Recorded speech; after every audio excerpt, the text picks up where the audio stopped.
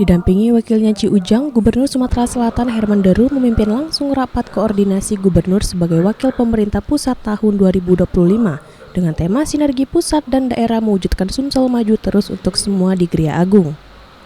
Rapat yang diikuti pejabat instansi vertikal, bupati, wali kota, dan para kepala OPD Provinsi Sumsel bertujuan untuk pemerintah daerah sesuai dengan visi dan misi serta 12 program gerak cepat gubernur dan wakil gubernur Sumsel dan program kerja pemerintah pusat. Herman Deru menjelaskan bahwa kegiatan rapat koordinasi yang dilakukan bertujuan untuk menyatukan frekuensi, bukan hanya mensukseskan program gubernur tapi juga dalam kapasitas kita menjalankan pemerintah Provinsi Sumatera Selatan dengan baik dan benar.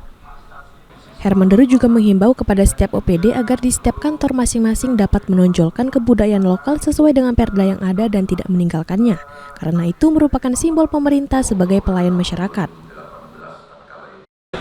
Untuk dipahami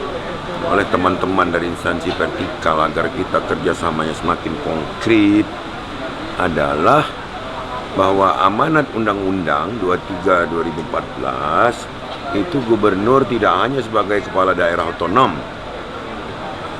tapi sebagai wakil pemerintah pusat yang punya 46 delegasi yang diberikan oleh Presiden kewenangannya, termasuk dalam berkoordinasi dengan kementerian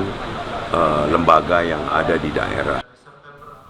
Selain itu, Herman Deru juga meminta kepada para pejabat yang hadir untuk bekerja dengan kooperatif serta selalu berkoordinasi sesuai dengan visi dan misi yang akan dicapai. Adapun program gerak cepat HDCU yang akan dilaksanakan dalam periode ini adalah mewujudkan New Palembang Port Tanjung Karat, melanjutkan program berkat atau berobat gratis berKTP, Gerakan Sumsel Mandiri Pangan atau GSMP, pendidikan yang berkeadilan, infrastruktur tuntas merata, Sumsel Interkoneksi, 100.000 Sultan Muda Sumsel, Sumsel Religius, Toleransi dan Berbudaya, Sumsel Wonderful 2030,